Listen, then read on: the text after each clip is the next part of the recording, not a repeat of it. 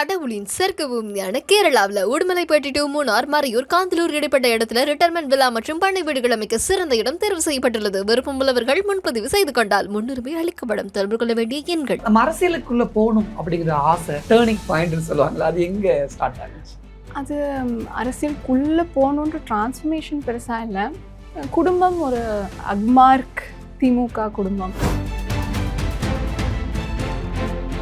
Council ஆனதுக்கு பிறகு எனக்கு மேஜராக என்னோட இன்டென்ஷன் வந்து வார்டனுடைய உட்கட்டமைப்பு. முனிசிபல் மீட்டிங்ஸில் நான் மக்கள் பிரதிநிதியாக இதுக்கான வாய்ஸ் வந்து நான் எப்பயுமே ரேஸ் பண்ணிகிட்டே இருப்பேன். ஈஸியாக இருக்கா கவுன்சிலராக இருந்து ஃபங்க்ஷன் ஆகுறது அப்படிங்கிறது?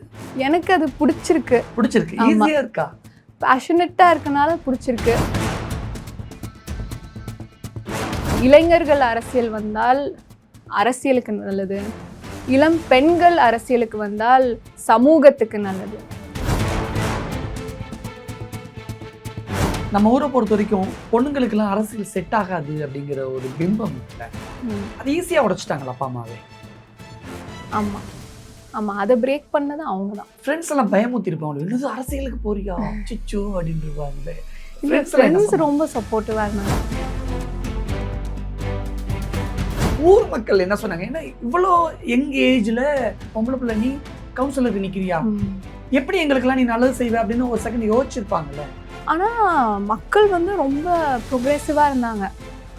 அந்த மாதிரி அவங்க யோசிக்கவே இல்லை. அப்படி ஒரு தாட்டே அவங்க மனசில் வரல. என்னை கூட இருக்கவங்க, என் ஃப்ரெண்ட்ஸு, அம்மா அப்பா கட்சிக்காரங்க பெரிய டென்ஷனில் இருக்காங்க. ஆனால் நான் ரொம்ப காமாக இருந்தேன். பிரபா ஷாம்லி ஜீவா வெற்றி பெற்றுள்ளார் அப்படின்னு உள்ளேருந்து கமிஷனர் வந்து மைக்கில் அறிவிச்சார்.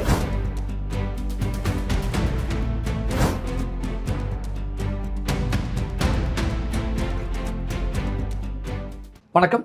இன்னைக்கு நம்மளுடைய கெஸ்ட் யார் அப்படின்னா, ஒட்டுமொத்த இந்தியாவிலேயே இளம் பெண் கவுன்சிலர் அப்படின்னு சொன்னால் அது இவங்க தான். அது மட்டும் கிடையாது, தமிழ்நாடு மாநில மகளிர் ஆணையத்தோட ரொம்ப இளம் வயசில் ஒரு உறுப்பினராக இருக்கக்கூடிய ஒரு பர்சன், அட்வொகேட் படிச்சுட்டு அரசியல்வாதியாக மாறி இருக்கிறாங்க. பிரபா ஷாம்லி ஜீவா, அவங்கள தான் நம்ம சந்திக்க போகிறோம். வணக்கம், எப்படி இருக்கீங்க? வணக்கம் சார், நல்லா இருக்கேன். நீங்கள் எப்படி இருக்கீங்க? நல்லா இருக்கேன், தேங்க்யூ. இந்த சின்ன வயசுலேயே நம்ம அரசியல்வாதியாக மாறணும், நம்ம கவுன்சிலருக்கு போட்டி போடணும் அப்படிங்கிற ஆசை எங்கேருந்து வந்தது? ஃபஸ்ட் நீங்கள் என்ன படிச்சிருக்கீங்க? நீங்கள் சொன்ன மாதிரி நான் ஒரு லாயர். பட் நான் ஒரு முழுமையாக ஒரு 5 years லா கோர்ஸ் படிக்கல. ஸ்கூலிங் எல்லாமே கொடைக்கானலில் படித்தேன். கொடைக்கானலில் ஒரு American school, Kodaikanal international school. அங்கே படிச்சுட்டு அங்கேருந்து ஆக்சுவலி எனக்கு ஒரு ஆர்டிஸ்ட், ஒரு ஆர்கிடெக்சர் கோர்ஸ் படிக்கணும்னு ஆசை. அங்கேருந்து நான் யூகே போகலாம். ஸோ யூகேயில் யூனிவர்சிட்டி ஆஃப் கென்ட்டில் எனக்கு அட்மிஷன் கிடச்சிருந்தது அப்போது ஸ்கூல் முடிச்சுட்டேன். ஸோ அப்போது எங்கள் வீட்டில் 2 பொம்பளை பிள்ளைங்க, அக்கா, நான். எங்கள் அம்மா சொன்னாங்க, அக்கா ஏற்கனவே டெல்லியில் இருக்காங்க, நீ போகாத, என் கூட இரு. ஆனால் நீ இவ்வளோ மார்க் வாங்கியிருக்கல, 92% வாங்கியிருக்க. அண்ணா யூனிவர்சிட்டி தான் பெஸ்ட் யூனிவர்சிட்டி, சென்னை தான் இருக்கிறதுலே வந்து எல்லா கல்விக்கும் பெஸ்ட்டு, நீ சென்னையிலே படி அப்படின்னு எங்கள் அம்மா வந்து என்னை கன்வின்ஸ் பண்ணி லண்டன் போக விடலை. அப்போ எனக்கு சரி, அந்த ஸ்கூல் எப்படின்னா மே மாதம் தான் முடியும். ஸோ எனக்கு மார்க் இருந்தும் இங்கே கவுன்சிலிங்கில் வந்து எனக்கு லேட் ஆகிடுச்சு அப்ளை பண்ணுறது. ஸோ நான் ஒரு 1 year கேப் எடுத்துட்டேன். அப்போது எனக்கு மற்ற மேனேஜ்மெண்ட் கோட்டாக்குள்ளே போக விருப்பம் இல்லை. அப்போது நான் சொன்னேன், இல்லை நான் ஒரு 1 year கேப் எடுத்துகிட்டு அங்கே எங்கள் வீட்டுக்கு பின்னாடி ப்ரெசன்டேஷன் கான்வென்ட்னு ஒரு கான்வென்ட் இருக்குது. அங்கே வாலண்டியர் டீச்சராக ஒரு 6 to 7 months humanities 9th 10th ஸ்டாண்டர்டுக்கு போய் டியூஷன் மாதிரி அப்போது ஒரு எக்ஸ்ட்ரா கிளாஸ் வந்து எடுப்பேன் பிள்ளைங்களுக்கு.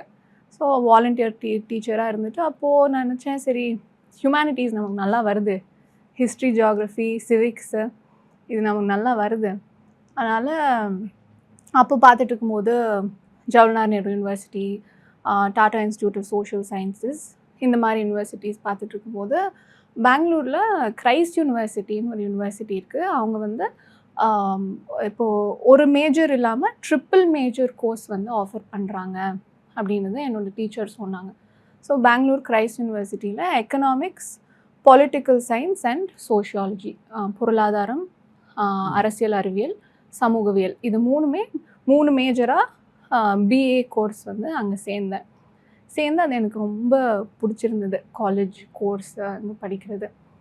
அப்போது அதை தொடர்ந்து சரி நம்ம ஒரு கம்ப்ளீட் ஸ்காலர்ஷிப்குள்ளே அகடமிஷியனாக எல்லாம் ரீசர்ச் பண்ணி பிஹெச்டி வர நம்ம படிக்கலாம் அப்படின்னு ஒரு ஐடியாவில் இருக்கும்போது, அப்போது எங்கள் அப்பா என் ஃபேமிலி சொன்னாங்க, நீ நீ நான் இங்கே எது சொன்னாலும் நீ ஏற்றுக்க மாட்ட, நீ வாதாடிட்டே இருப்ப, முரணாக ஏதாவது சொல்வ, உன் பாயிண்ட்டை ப்ரூவ் பண்ணணுன்னே இருப்ப, நீ லாயர் ஆயிரு, நீ லாயர் ஆனால் பேசி உன் பாயிண்ட்டை ப்ரூவ் பண்ணிகிட்டே இருப்ப, ஒரு ப்ரொஃபஷ்னல் கோர்ஸ் வந்து சேர்ந்துக்கோ அப்படின்னு சொல்லும்போது, இங்கே சென்னையில் சீர்மிகு சட்ட பல்கலைக்கழகம், டாக்டர் அம்பேத்கரோட சீர்மிகு சட்ட பல்கலைக்கழகம் தரமணியில் இருக்குது. ஸோ ஒரு எல்எல்பி ஆனர்ஸ் கோர்ஸ். யார் எந்த ஏஜ், அதுவும் இப்போ எப்படின்னா அது அதில் எனக்கு ரொம்ப பிடிச்சிருந்தது, ஏஜ் பேரியரே கிடையாது. என்னோடய கிளாஸ்மேட் ஒரு 40 வயசு 50 வயசு கூட ஜாயின் பண்ணியிருந்தாங்க கோர்சஸில். ஸோ அந்த எல்எல்பி ஆனர்ஸ் கோர்ஸ் வந்து சீர்மிகு சட்ட பல்கலைக்கழகம் ஜாயின் பண்ணி. எத்தனை வருஷம் கோர்ஸ்? அது ஒரு 3 ஆண்டு கால கோர்ஸு. மற்ற கோர்சஸ் 5 வருட இன்டெகிரேட்டட் கோர்ஸ் ஜாயின் பண்ணாதவங்களுக்கு அப்படி கோர்ஸ் வந்து தமிழ்நாடு அரசு வந்து ஆஃபர் பண்ணுறாங்க. ஸோ அதை ஜாயின் பண்ணிவிட்டு இங்கே மெட்ராஸ் ஹைகோர்ட்டில் ப்ராக்டிஸ் பண்ணிகிட்டு இருந்தேன். ஸோ இங்கே தரமணிலேருந்து ட்ரெயின்லேயே 2 மணிக்கு தான் காலேஜு. ஸோ அதனால் காலையில் போய் கோர்ட் போயிட்டு 2 மணிக்கு வந்து காலேஜ் அட்டென்ட் பண்ணிவிட்டு ஹாஸ்டல் போயிடுவேன். ஸோ இப்படியே ஒரு ப்ராக்டிஸ் இருந்தது. ஸோ கோவிட் அப்போ தான் எல்லாமே கோர்ட் எல்லாமே இட் வாஸ் ஷட்டிங் டவுன். திருப்பி கொடைக்கானல் போக வேண்டிய கட்டாயம். எல்லாத்தையும் ரூம் எல்லாத்தையும் பேக் பண்ணிவிட்டு பொட்டி படுக்கையெல்லாம் எடுத்துகிட்டு சரி கோர்ட்டை வந்து வீடியோ கான்ஃபரன்சிங்கில் பார்த்துக்கலாம் அப்படின்னு சொல்லி தான் திருப்பி அந்த 2021 அப்போ தான் நான் கொடைக்கானல் திருப்பி ஷிஃப்ட் பண்ணேன் பேண்டமிக்னால. கொரோனானால ஊருக்கு போயிட்டீங்க. ஆனால் இவ்வளோ அட்வொகேட்டாக படிச்சுட்டு கோர்ட்லலாம் பண்ணிவிட்டு, ஆனால் நம்ம அரசியலுக்குள்ளே போகணும் அப்படிங்கிற ஆசை, அந்த அந்த டேர்னிங் பாயிண்ட்னு சொல்லுவாங்களே, அது எங்கே ஸ்டார்ட் ஆனிச்சு? அது அரசியலுக்குள்ளே போகணுன்ற டிரான்ஸ்ஃபர்மேஷன் பெருசாக இல்லை. குடும்பம் ஒரு அக்மார்க் திமுக குடும்பம். ஓ சூப்பர். ஒரு 4வது தலைமுறை திமுகவில் அரசியலுக்குள்ளே இருக்குது. நான் 4வது. தாத்தா பாட்டி காலத்துலேருந்து இருக்கீங்க? ஆமாம் ஆமாம். தாத்தா பூட்டன், அப்புறம் எங்கள் தாத்தா, அப்புறம் எங்கள் அப்பா, அப்புறம் அப்பா. அப்போது அவங்கெல்லாம் வந்து எங்கள் தாத்தா எங்கள் பூட்டன்லாம் அவங்க ராயப்பன் பட்டுக்கட்டியார்னு அவங்க ஒரு கிராமம் சிஃபாக இருந்தார். ராதாபுரம் தொகுதியில் இடுந்தகரைன்னு ஒரு கிராமம் சவுத்தில். எங்கள் அம்மாவோட தாத்தா. ஓகே. அதை தொடர்ந்து எங்கள் அப்பானா ரொம்ப தீவிர அரசியல். 79லேருந்து அவங்க கட்சி தொண்டனாகி, அதுக்கப்புறம் 91ல் நம்மளுடைய திமுக ஆட்சி கலைக்கப்பட்ட பொழுது அப்போ தான் தலைவர் கலைஞர் அப்போ 89ல் ஒரு புது சட்டம் கொண்டு வராரு. பொது சொத்து சேதப்படுத்துதல் சட்டம் வந்து தலைவர் கலைஞர் சட்டம் கொண்டு வந்து அதோட முதல் எஃப்ஐஆர் எங்கள் அப்பா மேலே நம்ம ஆட்சி கலைக்கப்பட்ட பொழுது போடப்பட்டது. ஓகே. அதில் அவங்க மதுரை மத்திய சிறையில் ஒரு 57 நாள் சிறைவாசம் அப்போது. அதை தொடர்ந்து 2004 அந்த லேட் நைட் தலைவர் அரெஸ்ட் பண்ணாங்க, தலைவர் கலைஞரை அவங்க ஜெயலலிதாவோட ஆட்சியில். அப்போது 2004லேயும் திருப்பி மதுரை மத்திய சிறை அப்பா அங்கே இருந்தாங்க. அப்புறம் நிறைய போராட்டம், ப்ரிவென்ட் அரெஸ்ட்டு. ஸோ இப்படியே இருந்தது. எப்பயுமே வீட்டில் கட்சிக்காரங்க, தேர்தல் கூட்டம் அப்படி இருக்கும்போது சின்ன வயசுலேயே ரொம்ப குறிப்பிட்டு சொல்லணுன்னா 2003ல் தலைவர் கலைஞர் வந்து கொடைக்கானலுக்கு வந்திருந்தார். அப்போ நம்ம ஆளுங்கட்சியில் நம்ம எதிர்கட்சி. மார்ச் 2003. அப்போது ரஷ்யன் நாவல் ஒரு நாவல் இருக்குது, மேக்சிம் கார்கியோட மதர்னு ஒரு நாவல்.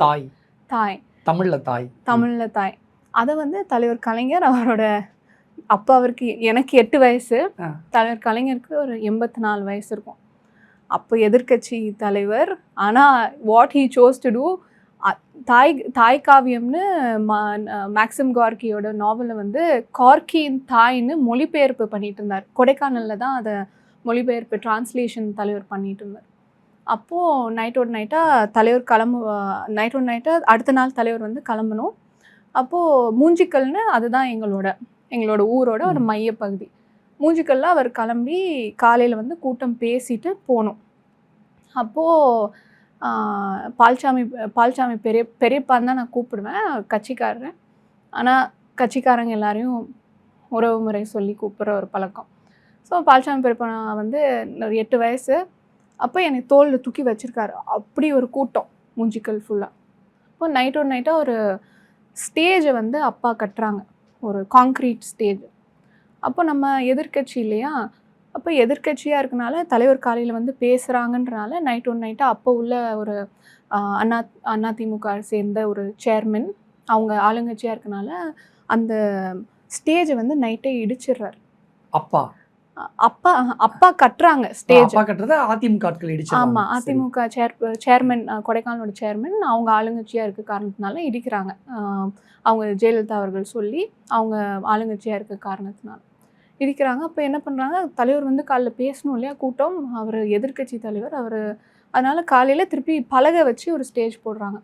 பலகை வச்சு ஸ்டேஜ் அடித்து முடிச்சிடுறாங்க. தலைவர் காலையில் வந்து மேடையில் ஏறுறாரு. நான் பால்சாமி பெரியப்பா வந்து என்னை தோளில் தூக்கி வச்சுருக்காரு. நான் கையில் ஒரு பொக்கேவும் ஒரு ஷாலும் வச்சுருக்கேன் தலைவர் கொடுக்கணும்னு. அப்போ நான் ஸ்டேஜ் கிட்ட நிற்கும் போது ஸ்டேஜ் வந்து லேசாக இப்படி ஆடிச்சு. ஏன்னா காலையில் தானே அவசரமாக போடுறாங்க, இடித்து திருப்பி இது பண்ணுறாங்க. அப்போது தலைவர் என்ன பண்ணுறாரு, அப்போ கூட்டம் இதானோன்னே தலைவர் வந்து உடனே அதை சென்ஸ் பண்ணி நான் கேரவனில் போய் பேசுகிறேன்னு ஸ்டேஜ்லேருந்து தலைவர் இறங்கி கேரவனில் வந்து பேசிட்டு போனார். ஆனால் அன்னைக்கு தலைவரை பார்த்தது, அங்கே இருந்த அவ்வளோ ஒரு திரளான மக்கள், அதுவும் ஒரு எதிர்க்கட்சியாக இருக்கும்போது அவ்வளோ ஒரு ஆர்ப்பரிப்போட தலைவர் வந்து பார்க்குறாங்கன்றது, அந்த ஒரு ஸ்பிரிட் வந்து எனக்கு அந்த சின்ன வயசுல எனக்கு அது ரொம்ப ரொம்ப லைக் ஐ வாஸ் இன் ஆ. இப்படி ஒரு தலைவர், அதுவும் மக்களோட சென்டிமெண்ட்ஸ் வந்து அந்த இடத்துல அவர் உடனே புரிஞ்சுக்கிறாரு. அப்போது தலைவர் அன்றைக்கி பார்க்க முடிஞ்சிச்சு. ஆனால் என்னால் அன்றைக்கி அந்த ஷாலையும் பொக்கேயும் கொடுக்க முடியல. ஆனால் அதுக்கப்புறம் தலைவருக்கு அடுத்த தடவை வந்தபோது நான் தலைவரை பார்த்து ஷாலையும் பொக்கேயும் கொடுத்தேன். ஆனால் அந்த ஒரு இன்சிடெண்ட்டில் இருந்து அது ஒரு பெரிய தாக்கத்தையும் ஒரு இன்ஸ்பிரேஷனையும் ஒரு ஸ்பிரிட்டையும் வந்து எனக்குள்ளே ஏற்படுத்துச்சு. இப்போயும் என்னால் அன்றைக்கி நான் எப்படி ஃபீல் பண்ணேன்றதை என்னால் ஃபீல் பண்ண முடியுது. ஓகே, நீங்கள் வந்து ஒரு அமெரிக்கன் ஸ்கூலில் படிச்சிருக்கீங்க, ஒரு ஹைஃபைவான லைஃப்பில் இருப்பீங்க. ஆனால் பொலிட்டிக்கல் அப்படிங்கிறப்ப அது சாதாரண எளிய மக்களுக்கான ஒரு அப்படிங்கிற மாதிரியான ஒரு பிம்பம், ஒரு மித்து இருக்குல்ல. ஒரு ஹைஃபைவான லைஃப்பில் இருந்து அமெரிக்கன் ஸ்கூலில் படிச்சுட்டு உங்களுக்குள்ள அந்த அரசியல் ஆர்வம் வந்த உடனே வீட்டில் போய் சொல்கிறீங்களே, அது எப்படி இருந்தது? பட் ஃபஸ்ட்டு உனக்கெல்லாம் செட் ஆகுமா அப்படின்னு வீட்டில் ஒரு கேள்வி கேட்டிருப்பாங்களே, அதை எப்படி எதிர்கொண்டீங்க அந்த மாதிரியான கொஸ்டின்ஸை? ஆமாம், அது அந்த மாதிரி வீட்டில் இருந்து அந்த மாதிரி கேள்விகள் வரல. ஏன்னா வீட்டில் அப்பாவுக்கும் அம்மாவுக்கும் தெரியும், நான் எப்போயுமே மக்களோட, கட்சிக்காரங்களோட, வீட்டில் யார் யார் வராங்களோ அவங்ககிட்ட உட்காந்து பேசி, கதை பேசி, அவங்களோட எப்பயுமே ஒரு ரிலேஷன்ஷிப் இருந்துகிட்டே இருக்கும் தொடர்ந்து. கட்சிக்காரங்களை எனக்கு யார் எந்த வார்டு, அவங்க எனக்கு அந்த வயசுலேயே எனக்கு அந்த விவரம், அவங்க என்ன பொறுப்பில் இருக்காங்க முதற்கொண்டு எனக்கு தெரியும். ஓ, பரவாயில்ல. மற்ற ஊர்லேருந்து வந்து வீட்டுக்கு வர மற்ற மூத்த முன்னோடிகளாக இருக்கட்டும், அப்போ நாங்கள் பெரியகுளம் தொகுதியை சேர்ந்திருந்தோம். அப்போ எங்களுக்கு அவர் மூக்கையா ஐயா தான் அப்போது பொறுப்பாக இருந்தார். அப்புறம் மதுரை ஒருமித்த மதுரை பழைய மதுரை மாவட்டமாக இருக்கும்போது அவர் ஐயா முத்துராமலிங்கம் ஐயா இருந்தார். அவரோட பேச்சுமே வந்து ஒரு பெரிய ஒரு ஸ்பிரிட்ஃபுல்லாக இருக்கும் மீட்டிங்ஸ். அப்புறம் திருநெல்வேலியில் ஒரு பெரிய ஒரு மாநாடு நடந்தது. அப்போ நம்ம 2006 நம்ம ரூலிங் கவர்மெண்ட்டு திருநெல்வேலி மாநாடுக்கு வந்து நான் போன அனுபவமும் அப்போ ஒரு 10-12 வயசு, அது ஒரு நல்ல அனுபவமாக இருந்தது. அப்புறம் கோயம்புத்தூரில் நம்ம செம்மொழி மாநாடு, அந்த செம்மொழியான தமிழ் மொழியாம் அந்த பாட்டு வெளியிட்டு ஒரு வாரம் வந்து அந்த செம்மொழி மாநாடு, அது 7வது மாநாடு. தமிழ் வந்து செம்மொழியாக 2004 வந்து அறிவிச்சு, இது வந்து 2010 மாநாடு வந்து கோயம்புத்தூரில் நடந்தது. ஸோ அதுக்கு போன அனுபவமே எனக்கு ரொம்ப. அப்போ நீங்கள் ஸ்கூல் படிச்சிருப்பீங்களா? ஆமாம், நான் வந்து அப்போது 11th ஸ்டாண்டர்ட் படிச்சிருப்பேன். Okay okay. ஸோ இதெல்லாமே தான் காரணங்கள் நீங்கள் அரசியலுக்குள்ள வரும்பொழுது. ஆமாம். சரி, நான் தேர்தலில் போட்டியிடலான்னு நினைக்கிறேன், நான் அரசியலுக்குள்ள வரலாம்னு நினைக்கிறேன் அப்படின்னு அப்பா அம்மாட்ட சொல்லும் பொழுது என்ன சொன்னாங்க? அப்பா அம்மாவுக்கு அது ஒரு பெரிய அவங்க ஷாக்கிங்காலாம் நினைக்கல. அப்பா சொன்னது, சரி நீங்கள் லாயர் ப்ரொஃபஷன் இருக்குது. அப்பாவோட அம்மா தான் கொஞ்சம் யோசிச்சாங்க. அப்பா சொன்னது, என்னோட வாழ்க்கை ஒரு 30 ஆண்டு கால வாழ்க்கை, ஒரு போராட்ட வாழ்க்கை நான் தேர்ந்தெடுத்துக்கிட்டது. அரசியல் வந்து போராட்டமாக இருக்கும், அதை நீங்கள் தேர்ந்தெடுத்துக்கிறீங்கன்னா அது உங்களோட சாய்ஸ். ஸோ அந்த சாய்ஸை நான் ரெஸ்பெக்ட் பண்ணுவேன் அப்படின்னு சொன்னாங்க. ஸோ அதை ரொம்ப ரெஸ்பெக்ட் பண்ணாங்க. நைஸ்ல. ஆமாம், அது எனக்கு அது ரொம்ப எனக்கே ஆச்சரியமாக இருந்தது. ஏன்னா நான் அவங்கள ஒரு இந்தியன் பேரண்ட்டாக வந்து நான் நிறைய இடத்துல பார்த்துருக்கேன். நான் ஒரு அமெரிக்கன் ஸ்கூலில் படித்தனால என் பேரண்ட்ஸ் ஒரு இந்தியன் பேரண்ட்ஸாக அவங்க கன்சர்வேட்டிவாக இருப்பாங்க, சில விஷயங்களை ஏற்றுக்க மாட்டாங்க. நானே நிறைய இடத்துல நினச்சி ஒரு ப்ரீகன்சீவ்டாக நான் நினச்சது உண்டு. ஆனால் அவங்க அதில் ரொம்ப ப்ரொக்ரெசிவாக மாடர்னாக யோசிச்சாங்க. அதில் என்னோடய சாய்ஸை அவங்க ரொம்ப ரெஸ்பெக்ட் பண்ணாங்க, சப்போர்ட் பண்ணாங்க. நம்ம ஊரை பொறுத்த வரைக்கும் பொண்ணுங்களுக்கெல்லாம் அரசியல் செட் ஆகாது அப்படிங்கிற ஒரு பிம்பம் இருக்குல்ல, அது ஈஸியாக உடைச்சிட்டாங்களா அப்பா அம்மாவே? ஆமாம் ஆமாம், அதை பிரேக் பண்ணது அவங்க தான். ஃப்ரெண்ட்ஸ் எல்லாம் பயமுத்தி இருப்பாங்க, என்னது அரசியலுக்கு போறியா சிச்சோ அப்படின்னு இருப்பாங்களே. ஃப்ரெண்ட்ஸ் ரொம்ப சப்போர்ட்டிவாக இருந்தாங்க. அப்படியா? ஆமாம், ஒரு மாதம் சென்னையிலேருந்து அட்வொகேட் ஃப்ரெண்ட்ஸு, கொடைக்கானலோட ஃப்ரெண்ட்ஸு எல்லாருமே எனக்காக அந்த குளிரில் ஒரு 5 மணிக்கு எழுந்திரிச்சு தேர்தல் வேலைக்கு வந்துடுவாங்க. இங்கேருந்து என்னோடய அட்வொகேட் ஃப்ரெண்ட்ஸ் அங்கே ஒரு 10 பேர், நிஷரா, நாசியா, ஷஃபி, மொத்தம் ஒரு 10 பேர். கிரேட், சம்ம ஃப்ரெண்ட்ஷிப் இல்லை?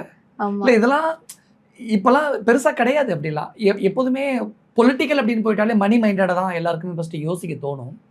ஆனால் அதை தாண்டி ஒரு சென்னையிலேருந்து அந்த குளூரில் காலையில் 5 மணிக்கு எழுந்திரிக்கிறாங்க அப்படிங்கிறப்பெல்லாம் ஒரு மாதம் தங்கி இருந்து ஒர்க் பண்ணுறாங்கன்னா கிரேட். அவங்க ஃபஸ்ட்டு உங்கள் ஃப்ரெண்ட்ஷிப்புக்கு ஆன்சர். ஆமாம், அது இப்போ சொல்லும் போது எனக்கு அது ரொம்ப சந்தோஷமாக இருக்குது. ஓகே. காலையிலே பாவமாக இருக்கும். காலையிலேருந்து அவங்க அந்த மேடு பள்ளம்லாம் ஏறி பழகிருக்கவே மாட்டாங்க. கீழே சில வார்டில் சில இடங்களில் வந்து படி இறங்கி அதை எங்கள் மக்களுக்கு அது எங்களுக்கு பழகிரும். ஆனால் இங்கேருந்து வந்து அவங்க எவ்வளோ சீக்கிரம் இறங்கி மேடு இறங்கி ஓட்டு கேட்க வராங்கன்றது, அது அங்கே வந்து கட்சிக்காரங்களோட அவங்க இன்ட்ராக்ட் பண்ணுறாங்க, தொடர்ந்து ஒர்க் பண்ணுவாங்க, டெஸ்க் ஒர்க் பண்ணுவாங்க, ஜாபிதாவில் நோட்ஸ் எடுப்போம், நைட் உட்காந்து பேப்பர் ஒர்க் எல்லாம் நைட் முடிச்சிருவோம். திருப்பி காலையில் எழுந்திரிச்சு ஃபீல்டுக்கு போவோம், காலையிலேருந்து சாயங்காலம் வரை. ஏன்னா சன்லைட் வந்து எங்களுக்கு ஒரு சன்லைட் தான் எங்களுக்கு சோர்ஸு. அதுக்கப்புறம் இங்கே மாதிரி நமக்கு பிளேன்ஸ்லேயோ இல்லை சிட்டி மாதிரி நம்ம எல்லா நேரம் நைட் போய் நமக்கு ஆக்சஸ் இருக்காது. அப்போ அந்த சன்லைட்டில் நம்ம ஃபீல்டு ஒர்க் பண்ணிவிட்டு ஒரு 8-9 மணி வரை நம்ம ஃபீல்டு ஒர்க் பண்ணுவோம். ஏன்னா அங்கே உள்ள மக்களும் அவங்க ஒரு டெய்லி வேஜ் லேபர்ஸாக இருப்பாங்க, தினக்கூலியாக இருப்பாங்க பெரும்பாலான எங்களுடைய மக்கள். கொடைக்கானல் அப்படிங்கிறப்ப மலைவாழ் மக்கள். ஆமாம். ஓகே. அப்போது அவங்க மேஜர் ஒர்க் ஃபோர்ஸ் வந்து விமனாக இருப்பாங்க. இப்போ அவங்க வேலைக்கு போகிறதுக்கு முன்னாடி நம்ம அவங்கள சந்திக்கணும், வேலைக்கு போயிட்டு வந்ததுக்கப்புறம் நம்ம அவங்கள சந்திக்கணும். ஸோ அந்த டைம் ஃப்ரேமை சுற்றி ஒர்க் பண்ணுறதுக்கு டீம் ரொம்ப ஸ்பிரிட்டோடு இருந்தாங்க. சூப்பர். ஆக்சுவலி நீங்கள் 4 தலைமுறையாக அரசியல் குடும்பம். அப்பா கூட சின்ன வயசுலேருந்து அப்பா போகிற மீட்டிங், கட்சி மீட்டிங் எல்லாமே ட்ராவல் பண்ணி உங்களுக்கு மக்கள்கிட்ட போய் என்ன பேசணும்னு தெரியும். சென்னையிலேருந்து உங்கள் கூட அட்வொகேட் படித்த ஃப்ரெண்ட்ஸ் ஒரு 10 பேர் ஊரில் வந்து உங்கள் கூட தங்கியிருந்து ஓட்டு கேட்குறாங்க. அவங்க ஃபஸ்ட்டு என்ன பேசுனாங்க மக்கள்கிட்ட போயிட்டு? அவங்களுக்கு ஓட்டு கேட்க தெரிஞ்சுதா? எப்படி, என்ன மாதிரியான பிரச்சனை உங்கள் ஃப்ரெண்ட்ஸ் எதிர்கொண்டாங்க? அவங்க கொடைக்கானல் நாங்கள் ஒரு டூரிஸ்ட் பிளேஸ்னால எங்கள் மக்கள் வந்து ரொம்ப டைவர்ஸான பாப்புலேஷனுக்கு அவங்க ரொம்ப பழகியிருப்பாங்க. ஸோ புதுசாக வர யாரையுமே கொடைக்கானல் மக்கள் வந்து ஒரு கேப் இருக்காது. ஏன்னா ஃபாரினர்ஸாக இருக்கட்டும், இன்டர்நேஷ்னல் டூரிஸ்ட் வந்து வராங்க. ஸோ அவங்களோட மக்களுக்கு இன்டராக்ஷன் இருக்கனால இவங்களை வந்து ரொம்ப அடுத்தடுத்து இப்போ நான் போனால் கூட கேட்பாங்க, என்னம்மா உங்கள் ஃப்ரெண்டு நல்லா இருக்காங்களா, நாசியா நல்லா இருக்காங்களா அப்படின்னு இது வார்டு மக்கள் கேட்பாங்க. அவங்க கல்யாணத்துக்கு வந்தாங்க, அப்படி ரொம்ப கனெக்டடாக இருந்தாங்க. சூப்பர்ல. ஓகே, இந்த இடத்துல முக்கியமான கேள்வி. வீட்டில் அக்செப்ட் பண்ணிக்கிட்டாங்க, ஃப்ரெண்ட்ஸ்லாம் சப்போர்ட்டுக்கு வந்துட்டாங்க, ஓகே. ஊர் மக்கள் என்ன சொன்னாங்க? ஏன்னா இவ்வளோ யங் ஏஜில் அதுவும் பொம்பளை பிள்ளை நீ கவுன்சிலருக்கு நிற்கிறியா, எப்படி எங்களுக்கெல்லாம் நீ நல்லது செய்வே அப்படின்னு ஒரு செகண்ட் யோசிச்சிருப்பாங்கல்ல. அது அப்படிதான் என்ன யோசிப்பாங்கன்னு நான் நினைச்சேன். சரி. சரி நம்ம சீட் கேட்குறோம், சீட் கொடுப்பாங்க, கொடுக்கல 2வது. ஆனா மக்கள் வந்து அப்படிதானே யோசிப்பாங்க. இந்த பொண்ணு இது இது இது இப்படி கொடை ஸ்கூல்ல, அந்த அமெரிக்கன் ஸ்கூல்ல வந்து இப்படி கொடை ஸ்கூல்னு சொல்லுவாங்க மொட்டையா. ஸோ இது என்ன, அங்கே படித்த எல்லா பிள்ளைங்களும் வெளிநாட்டுக்கு போய் தானே படிப்பாங்க. அது அது அதை வந்து என்னை ஏற்றுப்பாங்களான்றது எனக்கு இதே தான் என் மனசுக்குள்ளே இருந்தது. ஆனால் மக்கள் வந்து ரொம்ப ப்ரொக்ரெசிவாக இருந்தாங்க. அந்த மாதிரி அவங்க யோசிக்கவே இல்லை. அப்படி ஒரு தாட்டே அவங்க மனசில் வரல. சரி நம்ம பிள்ளை நமக்காக வருது, இவ்வளோ படிச்சுட்டு மற்ற இப்போ வெளிநாட்டுக்கெலாம் போகாமல் மற்ற வேலையெல்லாம் சூஸ் பண்ணாமல் நம்மளை ப்ரியாரிட்டைஸ் பண்ணி நமக்காக நம்ம ஊரில் எலெக்ஷனில் நிற்குதுன்றது வந்து அவங்க ரொம்ப செலிப்ரேட் பண்ணாங்க. என்னை ரொம்ப அரவணைச்சாங்க. அந்த மாதிரி நான் தான் அப்படி யோசித்தேன். அப்படி யோசிப்பாங்களோ, நம்மளை அக்செப்ட் பண்ணுவாங்களா, இல்லை இந்த மாதிரி கேள்விகள் வந்து ரொம்ப சின்ன பிள்ளையா இருக்கே என்ன எலெக்ஷன் நிற்குது, ஆனால் அப்படி யோசிப்பாங்களோன்னு நான் நினச்சதை வந்து அவங்க பிரேக் பண்ணாங்க. என்னோட மைண்டில் உள்ள இன்செக்யூரிட்டிஸை வந்து மக்கள் வந்து பிரேக் பண்ணாங்க. இந்த யங் ஏஜ்ல அரசியலுக்குள்ள வரும்பொழுது 2 விதமான ஒரு தயக்கம் இருந்திருக்கும். ஒன்று, மேடையில் ஏறி என்ன பேச போகிறோம், எப்படி பேச போகிறோம் அப்படிங்கிறது ஒன்று. 2வது, நம்ம என்ன கேட்டு என்ன சொல்லி ஓட்டு கேட்க போகிறோம் அப்படின்ட்டு. 2யுமே இப்போ ஒரு சும்மா சின்ன ஒரு 30 செகண்ட்ஸ் எங்களுக்காக பண்ணி காட்டுங்க. இப்போ எங்கள்கிட்ட நீங்கள் ஓட்டு கேட்க போகிறீங்க, மேடையிலே எங்க முன்னாடி நீங்கள் பேச போகிறீங்க. மேடையிலையா? மேடையில் அது மைக் வேணுமா? இல்லை வேண்டாம். அது எங்களுக்கு மேடையில் பெருசாக ஓட்டு கேட்குற மாதிரி இல்லை. ஜீப் ஓப்பன் ஜீப்பில் நின்று அந்த அட்மாஸ்பியரை கொண்டு வந்துடலாம். ஒரே நிமிஷம். வணக்கம், நான் உங்கள் பிரபா ஷாமிலி ஜீவா, உங்களுடைய மலைநாட்டு மகள். நான் உதயசூரியன் சின்னத்தில் நிற்கிறேன். உங்களுக்கு தெரிஞ்சிருக்கும், நம்மளுடைய மாண்புமிகு முதல்வர், கழக தலைவர், திராவிட மாடல் நாயகன். 50% இடஒதுக்கீடு, இந்தியாவிலே முதல் முறையாக உள்ளாட்சிகளில் பெண்களுக்கு இடஒதுக்கீடு கொடுத்து என்னை உங்கள் பிரதிநிதியாக உங்கள் முன் நிற்க வைத்திருக்கிறார். அதை உணர்ந்து எனக்கு உங்களுடைய மகளாக உங்களுக்கு பணியாற்ற வாய்ப்பு கொடுங்க. வாக்களிப்பீர் உதயசூரியன். நன்றி, வணக்கம். சூப்பர். ரொம்ப யதார்த்தமா இயல்பா இருந்தது. இப்படிதான் இருக்குமா? இதேதான். ஆமா, இதேதான் அங்க பேசினது. இதேதான். இன்னும் கொஞ்சம் சத்தமா பேசினா யாருக்கும் வலிச்சிரும்ல? இல்ல, இங்க யாருமே இல்லை இல்லையா, அதனால. மேடையிலையும் இவ்வளவு பொலைட்டா தான் பேசுவீங்களா? மேடையில தேவைப்பட்டா சத்தமா பேசுவேன், கூட்டத்தை பொறுத்து. ஆனா சாதாரணமாவே கொஞ்சம் அமைதியாக பேசுறேன். இங்க ஒரு 5000 பேர் இருக்காங்க, இப்ப பேசுங்க பார்ப்போம்.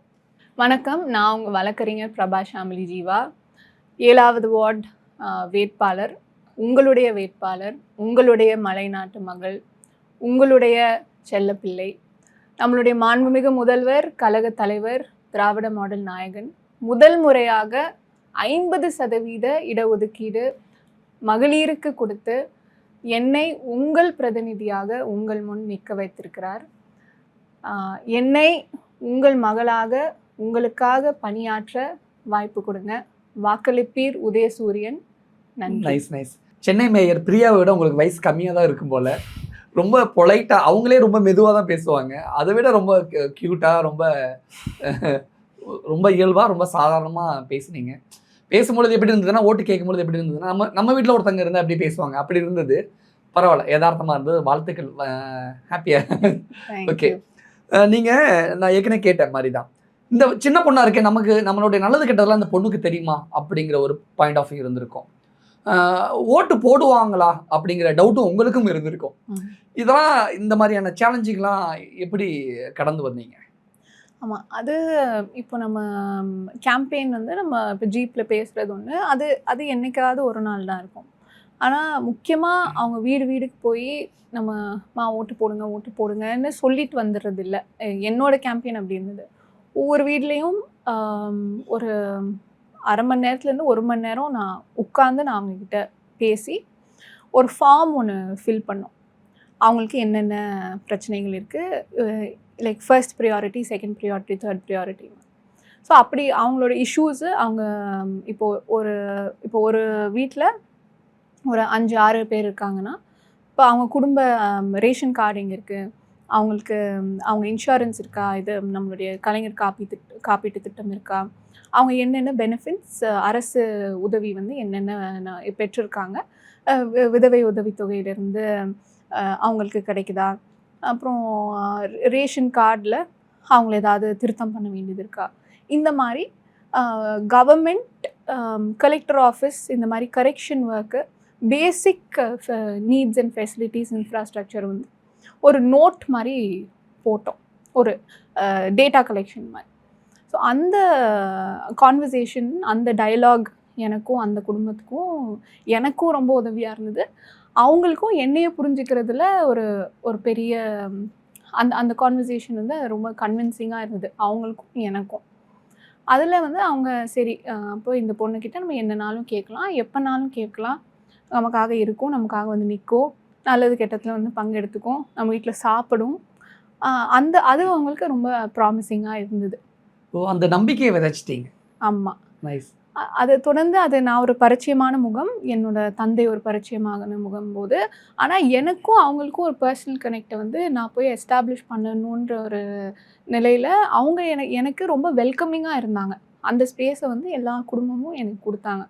ஸோ அவங்ககிட்ட போய் எந்த அளவுக்கு நிறைய டைம் எடுத்து நான் உட்காந்து பேசினது கேம்பெயினோட முக்கியமான ஒரு அங்கமாக இருந்தது. இந்த ஓட்டு கேட்டு போகும்போதெல்லாம் கூட இருக்கிற ஃப்ரெண்ட்ஸ் மொல்ல பார்த்து வலிக்கிற போது கிண்டல் பண்ணியிருக்காங்களா? நீங்கள் பேசுறது ரொம்ப அழகா க்யூட்டாக இருக்கு, ஆனால் கிண்டல் பண்ணியிருக்காங்களா ஃப்ரெண்ட்ஸ் சர்க்கிள் இருந்து? இல்லை, பொதுவாகவே என்கிட்ட கேட்பாங்க, இல்லை கோர்ட்டில் கேட்பாங்க, நீங்கள் லாயராக ரொம்ப அமைதியாக பேசுகிறீங்களே அப்படின்னு சொல்லுவாங்க. அது அந்த மலைக்கான ஒரு அந்த கொடைக்கானல் அந்த மலை நாட்டோட ஒரு கேரக்டர்னு நினைக்கிறேன். இங்கே நமக்கு ஃபேன் சத்தம், மற்ற நாய்ஸு எல்லாமே இருக்கும்.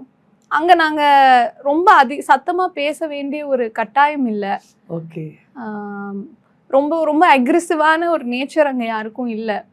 ஸோ அது வந்து அந்த பழனி மலைக்கான அந்த மேற்கு தொடர்ச்சி மலைக்கான ஒரு கேரக்டர் எனக்குள்ளே இருக்குன்றத மாதிரி நான் பார்க்குறேன். நல்ல பதில். இல்லை, அதான் உண்மையும். Okay okay, good. Election date ஓட்டிங்கன்னா முடிஞ்சு ரிசல்ட் வருது. உங்கள் மனசு எப்படி இருந்தது? ஐ மீன் உங்களுக்குள்ள எப்படி இருந்தது? ஜெயிச்சிடுமா இல்லையா? அன்னைக்கு எனக்கு ரொம்ப ரொம்ப அமைதியாக இருந்தேன். ரொம்ப ஒரு தியான நிலை மாதிரி இருந்தது எனக்கு. சின்ன டென்ஷன் கூட, பதட்டம் கூட இல்லை எனக்கு இல்லை. அது எனக்கே இப்போ யோசிச்சா வந்து நம்ம ஏன் அப்படி இருந்தோம், எப்படி அப்படி இருந்தோம்னு எனக்கே ஒரு யோசனையாக இருந்தது. காலையில் ஒரு 4:30 மணிக்கு எழுந்திரிச்சு 5 மணிக்கு நாங்கள் இது கொடைக்கானலில் இருந்து பக்கத்தில் வில்பட்டி வில்லேஜில் அட்டூம்பட்டி கிராமத்தில் மதர் தெரசா யூனிவர்சிட்டி இருக்குது. ஸோ யூனிவர்சிட்டிக்குள்ளே தான் அந்த கவுண்டிங் வந்து நடந்தது. இப்போது கவுண்டிங் நடக்கும்போது நாம் வெளியில் போய் நின்றுட்டுருக்கோம். கவுண்டிங் பல்கலைக்கழகம் கேட்டுக்கிட்ட நிற்கும் போது என்னை கூட இருக்கவங்க, என் ஃப்ரெண்ட்ஸு, அம்மா அப்பா, கட்சிக்காரங்க, பொதுமக்கள், மற்ற கட்சிக்காரங்க எல்லாமே பெரிய டென்ஷனில் இருக்காங்க. ஆனால் நான் ரொம்ப காமாக இருந்தேன். போய் 6 மணிக்கு என்னுடைய ரிசல்ட் வந்தது. தமிழ்நாட்டிலே முதல் கவுண்டிங், முதல் ரிசல்ட் எனக்கு தான் வந்தது. எனக்கு தான் நியூஸும் வந்தது, சன் நியூஸில் வந்தது. அப்போது முதல் அறிவிப்பு எனக்கு அறிவித்தாங்க, பிரபா ஷாம்லி ஜீவா 7வது வார்டில் வெற்றி பெற்றுள்ளார் அப்படின்னு உள்ளேருந்து கமிஷனர் வந்து மைக்கில் அறிவித்தார். அப்போயும் வந்து எனக்கு செலிப்ரேட் பண்ண அந்த ஆர்ப்பரிப்பு இல்லை. அப்போயும் நான் ரொம்ப காமாக தான் இருந்தேன். அது ஏன் அந்த டென்ஷன் இல்லை எனக்கு. என்னமோ நம்ம போலிங் அப்போது எனக்கு தெரிஞ்சது நம்ம எப்படியும் ஜெயிச்சிருவோன்னு. ஏன்னா மக்கள் ஓட்டு போட்டுட்டு போலிங் பூத்லேருந்து வெளியில் வந்து ப்ரெசன்டேஷன் கான்வென்ட் ஸ்கூலுக்குள்ளே தான் ஓட்டு போடுற அந்த மையம் இருந்தது, பூத்து. வெளியில் வந்து ஒவ்வொரு மக்களும் என்கிட்ட சொல்லிட்டு போனாங்க, நான் உனக்கு தான் ஓட்டு போட்டிருக்கேன் பாப்பா அப்படின்னு சொல்லிட்டு போனாங்க. அதனால நான் காமாக இருந்தேன்னு நினைக்கிறேன். சரி, நீங்கள் காமாக இருந்தீங்க. உங்கள் கூட ஒரு 10 பேர் சென்னையிலேருந்து வந்திருந்தாங்களா? அவங்க 10 பேர் என்ன பண்ணியிருந்தாங்க, எப்படி இருந்தாங்க? அவங்க தான் பதட்டமாக இருந்தது. அவங்க ரொம்ப செலிப்ரேட் பண்ணாங்க ஜெயிச்சதை. ஆமாம், ஜெயிச்சதை வந்து பயங்கரமாக செலிப்ரேட் பண்ணாங்க. அங்கே நின்று கோஷம் போட்டு அவங்க செலிப்ரேட் பண்ணாங்க. கட்சிக்காரங்க, மக்கள், அட்டுவம்பட்டியை சுற்றி உள்ள மக்கள் எல்லாமே, அங்கே இருந்த எல்லாருமே ரொம்ப மாலை போட்டு அங்கேருந்து நடந்து அண்ணா சிலைக்கு வந்து அங்கேருந்து நடந்து அண்ணா சிலைக்கு மேலதாளத்தோட அண்ணா சிலைக்கு வந்து பேரறிஞர் அண்ணாஸுக்கு நான் மாலை போட்டேன். லைஃப்ல ஃபர்ஸ்ட் டைம் மாலை மரியாதையோட மேலதாளத்தோட ஃபர்ஸ்ட் டைம் போறீங்க. எப்படி இருந்தது அந்த தருணம்?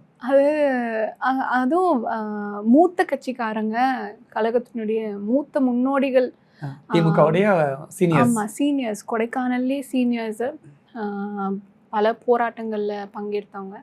அவங்க வந்து எனக்கு கை கொடுத்து எனக்கு மாலை போட்டு ஷால் போட்டு மரியாதை பண்ணுறது வந்து அது எனக்கு ஒரு பெரிய பிளெஸ்ஸிங்காக இருந்தது. அதை நான் அவங்க என்னை அப்படி செலிப்ரேட் பண்ணுவாங்கன்றதை நான் எதிர்பார்க்கல. ஓல்டர் மென் அவங்க வந்து ஒரு சின்ன பொண்ணு அப்படின்னா நினைக்கவே இல்லை. அவங்க நம்ம பிள்ளை ஜெயிச்சிருச்சு, நமக்காக வந்து நிற்குது அப்படின்றதுல அதை அவங்க ரொம்ப செலிப்ரேட் பண்ணாங்க. குட். உங்கள் தொகுதியில் உங்களை எல்லாருமே செல்ல பேர் சொல்லி தான் கூப்பிடுவாங்களாமா? இல்லையா? வீட்டில் கூப்பிடுவாங்க. வீட்டில் கூப்பிடுற பேர் வந்து அப்படியே கட்சிக்காரங்க அப்படியே கூப்பிடுவாங்க. ஸோ அது அப்படியே வார்டு மக்களுக்கும் அப்படியே பரவிடுச்சு. இந்த இன்டர்வியூ மூலமாக தமிழ்நாடு முழுக்க உங்களுக்கு பயங்கரமான ஒரு ஃபேன் ஃபாலோவர்ஸ் வர போகிறாங்க. செல்ல பேர் என்ன சொல்லிட்டீங்கன்னா? ஐயோ, அது வந்து காமெடியாக இருக்கும். பரவாயில்ல, சொல்லுங்க. எனக்கும் அந்த பேருக்கும் சம்மந்தமே இருக்காது. நான் தெரிஞ்சுக்கிறேன். அது நான் சின்ன வயசுல என்னை கூப்பிட்ட பேரு குட்டிமான்னு. அதை நான் குட்டியா இருக்கும் போது கூப்பிட்டு அது மாறாம போயிடுச்சு.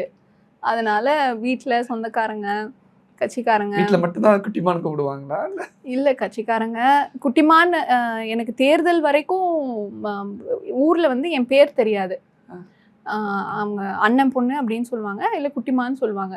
தேர்தல் அப்போ போஸ்டர்லாம் நம்மளோட துண்டு, மேனிஃபெஸ்டோ, நம்மளோட வாக்குறுதிகள்லாம் கொடுக்கும்போது தான் என் பேரே வந்து கட்சிக்காரங்களுக்கே தெரியும். இல்லைன்னா பேரும் பெருசு, ஹைட்டும் ஹைட்டு, கூப்பிடுறது மட்டும் குட்டிமா. ஆமாம், கூப்பிடுறது மட்டும் குட்டிமா. Okay okay, nice. ஃபன்னுக்காக தான் கேட்டேன். நைஸ். ஓகே, நீங்கள் கவுன்சிலராக ஜெயிச்சிட்டீங்க. ஆனால் கவுன்சிலராக களத்தில் இறங்கி நிற்கும் பொழுது, மக்களோட மக்களாக நிற்கும் பொழுது நீங்கள் எதிர்கொண்ட விஷயங்கள்லாம் ஒன்று ஒவ்வொரு ரகமாக இருந்திருக்கும்ல, அதெல்லாம் எப்படி ஹேண்டில் பண்ணீங்க? கவுன்சிலர் ஆனதுக்கு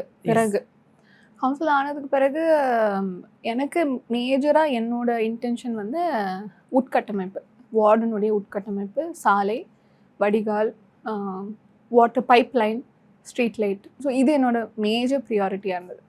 இப்போ இதுக்காக நான் என்னோட முனிசிபாலிட்டிக்கிட்டேயும் முனிசிபல் மீட்டிங்ஸில் நான் மக்கள் பிரதிநிதியாக இதுக்கான வாய்ஸ் வந்து நான் எப்பயுமே ரேஸ் பண்ணிகிட்டே இருப்பேன்.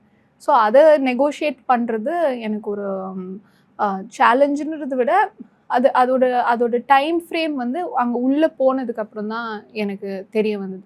பட் ஆஃபிஷியல்ஸாக இருக்கட்டும், கமிஷனராக இருக்கட்டும், சேர்மனாக இருக்கட்டும், எல்லாருமே வார்ட் விசிட் பண்ணும்போது நான் இன்சிஸ்ட் பண்ணுறது, இங்கே வந்து பாருங்கள், வந்து விசிட் பண்ணும்போது ஃபீல்டு விசிட்க்கு நான் எல்லாரையுமே இன்சிஸ்ட் பண்ணி தொந்தரவு பண்ணி கூட்டிகிட்டு வந்துடுவேன்.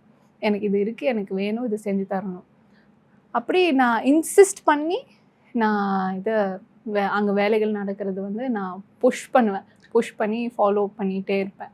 நீங்கள் புஷ் பண்ணி அங்கே ஒரு கவர்மெண்ட் ஒரு வேலை பண்ணுறாங்க, மக்களுக்கான பயன் கிடைக்குது. மக்கள் இதெல்லாம் கவனிக்கிறாங்களா, பார்க்குறாங்களா, என்ன சொல்லுவாங்க? வந்து பேசிட்டு போவாங்க. இது ரோடு அது முக்கியமாக ரொம்ப மக்கள் சந்தோஷப்பட்டது அந்த ஒரு வடிகால், ஒரு மழைநீர் வடிகால் வந்து நாங்கள் பண்ணோம். வார்டில் ஒரு பகுதி ஃபர்ன்ஹில் ரோடுன்ற ஒரு பகுதி இருக்குது. அது கொடைக்கானல் நகராட்சி, கொடைக்கானல் டவுனோட ஒரு மையப்பகுதி. ஏன்னா கொடைக்கானலோட சர்க்கியூட் ஹவுஸ், கோஹினூர் ஷேக் அப்துல்லா மாளிகைன்னு, நம்ம காஷ்மீர், த லயன் ஆஃப் காஷ்மீர்னு சொல்கிறோம்ல, அவர் ஷேக் அப்துல்லா, சீஃப் மினிஸ்டர் உமர் அப்துல்லா அவர்களுடைய தந்தை. He was kept house arrest in Kodaikanal.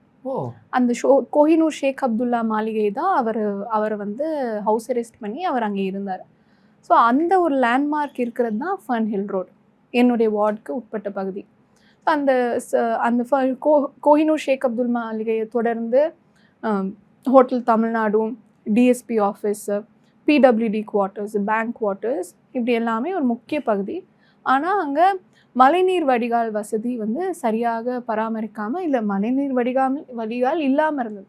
அப்போ மழை பெய்யும் போது எல்லாமே அங்கே ப்ரெசன்டேஷன் கான்வென்ட் ஸ்கூல் இருக்குது. இங்கே சென்னையில் சர்ச் பார்க் ஸ்கூல் இருக்குது, அதோட ஒரு பிரான்ச். ஸோ அங்கே Church Park Presentation Convent school வந்து இங்கே ஒரு லைன் ஹவுஸ் மாதிரி அவங்க ஐரிஷ் சிஸ்டர்ஸ் இருக்கும்போது அவங்ககிட்ட வேலை செஞ்ச எல்லாருக்கும் நிலம் கொடுத்து ஒரு பெரிய ரோ ஹவுஸ் மாதிரி இப்படி வந்து அந்த ரோட்டுக்கு பக்கத்தில் இப்படி வீடுகள் வரும். இப்போ மழை பெய்யும் போதெல்லாம் அந்த வீட்டுக்குள்ளே தண்ணி போயிடும். மழை நேரம் எல்லாமே எல்லா வீட்டுகளுக்கும் கீழே அந்த கிரவுண்ட் ஃப்ளோரில் ஒரு அடிக்கு தண்ணி நின்றுட்டு இருந்தது. அதை நான் போய் பார்க்கும்போது அது எனக்கு ரொம்ப, அதுதான் என்னோடய மேஜர் இஷ்யூவாக இருந்தது. ஸோ இப்போது நாங்கள் ஃபர்ன்ஹில் ரோட்டில் ரோடையும் கம்ப்ளீட் பண்ணி ஸ்டார்ம் வாட்டர் ட்ரெயினையும் முழுமையாக கம்ப்ளீட் பண்ணி இப்போ தண்ணி எல்லாமே நேராக எங்களோட அந்த வெள்ளையப்பன் தியேட்டர் கிட்ட உள்ள அந்த ஸ்ட்ரீம், எங்கள் அந்த ஃபால்ஸ், அந்த ஆற்றுக்கு தான் வரும். யார் வீட்டுக்குள்ளேயும் ஒரு சொட்டு தண்ணீர் வந்து போகிறதில்ல. அது வந்து மக்கள் ரொம்ப சந்தோஷப்பட்டாங்க. இந்த ஒர்க் ஃபினிஷ் பண்ணதுக்கு அப்புறம் மக்கள் என்ன சொன்னாங்க? வீட்டுக்கு தண்ணி வரல. மக்கள் வந்து தலைவருக்கு ஒரு வீடியோ பண்ணாங்க. மக்கள் எல்லாருமே முதலமைச்சருக்கு, மாண்புமிகு முதலமைச்சருக்கு நன்றி சொல்லி ஃபர்ன்ஹில் ரோடுக்காகவும் ஃபர்ன்ஹில் ரோடோட மழைநீர் வடிகாலுக்காகவும் தலைவரையும் திராவிட மாடல் அரசையும் நன்றி சொல்லி தலைவருக்கு மாண்புமிகு முதல்வருக்கு ஒரு வீடியோ பண்ணி நான் வந்து அதை தலைவர்கிட்ட வந்து காமிச்சேன். ஸோ அது வந்து எனக்கு ஒரு மறக்க முடியாத தருணமாக இருந்தது நியூ இயர் அன்னைக்கு. ஓகே, நீங்கள் பெண் கவுன்சிலராக ஜெயிச்ச உடனே தமிழ்நாட்டிலே இந்தியாவிலே ரொம்ப யங்கஸ்ட் ஒரு பெண் கவுன்சிலர் அப்படிங்கிற பொழுது திமுக கண்டிப்பாக பெருசாக செலிப்ரேட் பண்ணியிருப்பாங்க, கொண்டாடி இருப்பாங்க. முதலமைச்சர் பார்த்தீங்களா? அந்த தருணத்தில் முதலமைச்சர் என்ன சொன்னாங்க? ஆமாம், முதலமைச்சர் இது பதவி பிரமாணம் எடுக்கிறதுக்கு முன்னாடி அறிவாலயத்தில் தலைவர் எல்லா உள்ளாட்சி பிரதிநிதிகளையும் சந்திச்சாரு. அப்ப கேட்டுப்பா, யாருமா இருக்கிறதுல ரொம்ப சம்பந்தமே இல்லாம ரொம்ப சின்ன பொண்ணா இருக்க, காலேஜ் எதுவும் போயிட்டு வரியா, இது காலேஜ் இல்லையாமான்னு கேட்டிருப்பாருல்ல. அவருக்கு அன்னைக்கு வந்து நான் எல்லாரும் தலைவருக்கு வணக்கம் சொல்லி இன்ட்ரடியூஸ் பண்ணிட்டு போனாங்க. அப்போது கலைஞர் லைஃப் புத்தகம் அவர் ரைட்டர் பன்னீர்செல்வம் எழுதின அந்த புத்தகத்தில் வந்து நான் தலைவர் வந்து எனக்கு இதில் கையெழுத்து போட்டு கொடுக்கணும் அப்படின்னு கேட்டேன். அப்போ சொன்னார், உனக்கு போட்டு கொடுத்தா எல்லாருமே கேட்பாங்களேம்மா. இல்லை, தலைவர் எனக்கு போட்டு கொடுக்கணும்னு தலைவர் வந்து அதில் சைன் பண்ணி பெஸ்ட் விஷஸ் எழுதி கொடுத்தாரு. அது வந்து மறக்க முடியாத தருணமாக இருந்தது. என்ன சொல்லி வாழ்த்தினாரு? இந்த சின்ன வயசுல ஆச்சரியப்பட்டு பரல முதலமைச்சர். ஆமாம், ஆச்சரியப்பட்டு அதில் புக்கில் வந்து எழுதினாரு, சைன் பண்ணி வாழ்த்துக்கள்னு போட்டு தலைவர் அதில் எழுதி. வேற ஏதாவது பேசினாரா? எப்படிமா இந்த சின்ன வயசுல நீங்கள் ஜெயிச்சிங்க, பயங்கர ரொம்ப இன்ஸ்பயராக இருக்கும் எல்லாருக்கும் அப்படின்னு ஏதாவது மோட்டிவேட் பண்ணாரா? இல்லை, நான் தலைவருக்கு சொன்னேன் தலைவரோட 50% இடஒதுக்கீடுனால மட்டும்தான் என்னை மாதிரி படித்த இளைஞர்கள் இளம் பெண்கள் வந்து நிற்க முடியுது. அதனால் இடஒதுக்கீடுக்கு நன்றி அப்படின்னு சொன்னேன். ஸோ அதுக்கு வந்து தலைவர் ரொம்ப சந்தோஷப்பட்டார். அது உண்மையிலே ஒரு பெரிய டிரான்ஸ்ஃபர்மேஷன் தமிழ்நாட்டோட அரசியல் சூழ்நிலையில், அரசியல் அமைப்பில் இந்த 50% இடஒதுக்கீடு ஒரு பெரிய டிரான்ஸ்ஃபர்மேஷனை கொண்டு வந்திருக்கு. இப்போது கொடைக்கானல் முனிசிபாலிட்டியில் 24 கவுன்சிலர்ஸ் மொத்தம். இப்போ அந்த 24 கவுன்சிலர்ஸில் இதுக்கு முன்னாடி இந்த இடஒதுக்கீடுக்கு முன் பெண் கவுன்சிலர்ஸ் இருந்தது 3 பேர், இப்போ இருக்குது 12 பேர். அப்போ இந்த டிரான்ஸ்ஃபர்மேஷனையும் இப்போ அவங்க எந்த அளவுக்கு திட்டங்களை போய் மற்ற மகளிருக்கு போய் கொண்டு சேர்த்துருக்காங்கன்றது வந்து பெரிய சோஷியல் ரிஃபார்மை வந்து நம்ம இன்னைக்கு பார்க்க முடியுது. இப்போ நீங்கள் ரொம்ப யங்கஸ்ட் ஒரு பெண் கவுன்சிலராக இருக்கும் பொழுது சம்டைம்ஸ் வந்து போலீஸோட சேர்ந்துலாம் ஒர்க் பண்ணுற மாதிரி இருக்கும். நீங்கள் ரொம்ப சாஃப்ட் கார்னராக இருக்கீங்க, அவங்க கொஞ்சம் ஹார்டாலாம் இருப்பாங்க போலீஸை பொறுத்த வரைக்கும். எப்படி அந்த மிங்கிலாகி அந்த ஒர்க் பண்ண முடியும்? எப்படி இருக்கும் அந்த சூழல்லாம்? எங்கள் டிஎஸ்பி ஆஃபீஸ் எங்கள் வார்டுக்குள்ளே இருக்குது. ஸோ எதனாலும் வந்து எங்களுக்கு ஒரு ஃபீமேல் ஆஃபீஸர் தான் இருந்தாங்க. இதுக்கு முன்னாடி டிஎஸ்பி மதுமிதா, இப்போது டிஎஸ்பி யுவப்பிரியான்னு 2 ஆஃபீஸர்ஸ் எங்களுக்கு வந்தாங்க. ஸோ ஃபீமேல் ஆஃபீஸர்ஸ் இருக்கும்போது அவங்க அண்டர்ஸ்டாண்ட் மற்ற விமன் ப்ராப்ளம்ஸை, இல்லை அவங்க அண்டர்ஸ்டாண்ட் பண்ணிடுவாங்க. மேல் ஆஃபீஸர்ஸுமே போலீஸ்கிட்ட வந்து நம்ம போய் ஹார்ஷாக பேசணும்லாம் அது ஒரு டேபு தான், ஒரு ஸ்டீரியோ டைப் தான். போலீஸ் மெனி ஆஃபீஸர்ஸ் ஸ்ட்ரெயிட் ஃபார்வர்டான ஆஃபீஸர்ஸு, உடனே ரெஸ்பாண்ட் பண்ணுற ஆஃபீஸர்ஸ் நிறைய பேர் இருக்காங்க. அது முக்கியமாக நான் மகளிர் ஆணைய உறுப்பினராக ஆனதுலேருந்து எனக்கு எக்ஸ்க்ளூசிவாக ஒரு 10 மாவட்டங்களுக்கு நான் போய் விசிட் பண்ணி எஸ்பி, அங்கே உள்ள கலெக்டர், அங்கே பெண்களுக்கு எதிரான குற்றங்கள் அவங்க என்ன எப்படி இருக்குது, என்ன க்ரைம் ரேட் எப்படி இருக்குன்றத வந்து அவங்கக்கிட்ட போய் கேட்கும்போது எஸ்பி வந்து எந்த அளவுக்கு பொதுமக்களோட கனெக்டடாக இருக்காங்க, அவங்களுக்கு அங்கே உள்ள ஒன் ஸ்டாப் சென்டரோட அட்மின்ல இருந்து ப்ரொடெக்ஷன் ஆஃபீஸரோட சோஷியல் வெல்ஃபேர் டிபார்ட்மெண்ட்டோட ஒவ்வொரு மாவட்டத்தோட எஸ்பி எவ்வளோ க்ளோஸாக ஒர்க் பண்ணுறாங்கன்றது it is very evident. So போலீஸ்னாலே ஹார்ஷு. ஸோ நம்ம சாஃப்டாக நம்ம கேட்குறது போதுமானது. நம்ம போலீஸ்ட்டு சத்தமாக பேசணும்னு ஒன்று இருக்கா? நீங்கள் சொல்லணும், எனக்கு தெரியல. நம்ம இப்படி தானே பார்த்துருக்கோம் எல்லா இடங்கள்லையும், அதனால கேட்டேன். அப்படி ஒன்று இல்லை. என்னை பொறுத்த வரைக்கும் நம்ம ஒரு விஷயத்த அவங்களுக்கு புரிகிற மாதிரி என்ன இஷ்யூன்றதை நம்ம சொன்னாலே ஆஃபீஸர்ஸ் வந்து தேர் ஓப்பன் டு இட். ஓகே. அதனால் சத்தமாக தான் பேசி வேலை வாங்கணுமா, இல்லை சத்தமாக பேசினா தான் எதுவும் வந்து நடக்குமான்றது அது ஒரு டேபு தான். Okay okay. இப்போ நீங்கள் கவுன்சிலர் ஆனதுக்கப்புறம் பெண்கள் சார்ந்து இயங்கக்கூடிய விஷயங்களாக இருக்கட்டும், பெண்கள் சார்ந்து பெண்கள் பாதுகாப்பில் கொடுக்கக்கூடிய முக்கியத்துவமாக இருக்கட்டும், அந்த மாதிரியான விஷயங்களை எதாவது முன்னெடுத்திருக்கீங்களா? கவுன்சிலராக இருந்து எங்களோட வார்டு பகுதியில் எக்ஸ்க்ளூசிவாக டிஎஸ்பிக்கிட்ட நான் ரெக்வெஸ்ட் பண்ணி ஒரு பேட்ரோல் வந்து வார்டை சுற்றி அவங்க வருவாங்க. ஏன்னா எனக்கு என்ன ஒரு கன்சர்ன் இருந்ததுன்னா, கமர்ஷியல் பில்டிங்ஸை டூரிஸ்ட் அதிகமாக இருக்க விசிட் பண்ணுற ஒரு ஃபர்ன்ஹில் ரோட் பகுதி, அந்த 7வது வார்டு பகுதி அதிகமான கமர்ஷியல் பில்டிங்ஸும் இருக்குது, ரெசிடென்ஷியல் பில்டிங்ஸும் இருக்குது. அப்படி இருக்கும்போது டூரிஸ்ட் வர்றது, இந்த பஸ் பார்க்கிங், ஸோ அதில் வந்து எனக்கு ஒரு சேஃப்டி கன்சர்ன் இருக்கும்போது நான் இது டிஎஸ்பி கிட்ட இன்ஃபார்ம் பண்ணும்போது அவங்க உடனடியாக பேட்ரோல் வந்து டெய்லி வராங்க. லேட் நைட்டுக்கு அப்புறம் லேட் ஈவினிங்ஸ்லேயும் போலீஸ் பேட்ரோல் வராங்க. இன்னொரு இஷ்யூ, பெண்களுக்கு வேலை முடிஞ்சு வர்ற பெண்களுக்கு எங்களுக்கு மேன் அனிமல் கான்ஃப்ளிக்ட் வந்து இருந்தது. ஸோ பைசன் இருக்குது, காட்டு மாடு. ஸோ பைசனுக்கு எங்கள் வார்டு அந்த ஃபர்ன்ஹில் ரோட் பகுதி ஒரு வாக்கிங் காரிடோர் மாதிரி இருக்குது. அப்போ இந்த காட்டெருமைகள் வந்து நடந்து வரும்போது அது வேலை முடிஞ்சு பெண்கள் திருப்பி வீட்டுக்கு திரும்பும்போது அது ஒரு அச்சுறுத்தலாக இருக்குன்றது இருந்தபோது வைல்ட் லைஃப் வார்டன் அப்போ இருந்த ஆஃபீஸர் டாக்டர் திலீப் ஐஎஃப்எஸ் இருந்தாங்க. அவங்ககிட்ட நான் ஒரு லெட்டர் சொல்லி விசிட் பண்ணுங்கள் சார் அப்படின்னு கேட்கும்போது ஹி கேம் விசிட்டட். அப்போ எக்ஸ்க்ளூசிவாக ஒரு டீம் போட்டாங்க, ஒரு கார்டு. ஸோ அவங்க வந்து எப்பயுமே அந்த வார்டோட தமிழ்நாடு ஹோட்டல் பகுதியில் இருப்பாங்க. ஏதாவது மேன் அனிமல் கான்ஃப்ளிக்ட், காட்டு மாடு இல்லை கூட்டமாக நடந்து வருதுன்னா அவங்களுக்கு ஒரு கால் பண்ணால் அந்த காட்டு மாடோடு நடந்து வந்து சேஃபாக வந்து மேனையும் பப்ளிக்கையும் அனிமலையும் வைல்ட் லைஃப்பையும் 2 பேரோட சேஃப்டியையும் வைல்ட் லைஃப் வார்டன் வந்து என்ஷூர் பண்ணாங்க. Good good.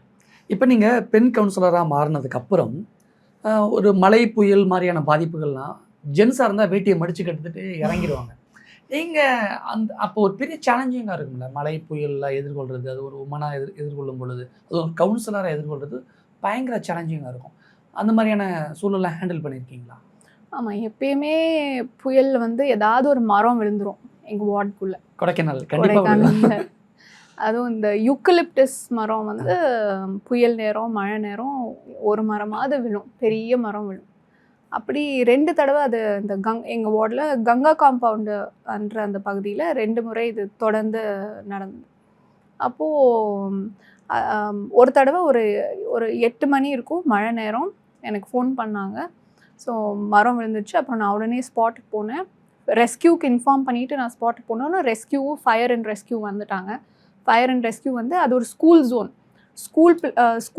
ஸ்கூலுக்கு வெளியில் அந்த மரம் விழுந்துருச்சு. நல்ல வேளை பிள்ளைங்க டியூரிங் த டே வந்து எதுவும் நடக்கலை. அப்புறம் மழையோடு நின்று ஒரு 3 மணி நேரம் நாங்கள் ஒர்க் பண்ணோம்.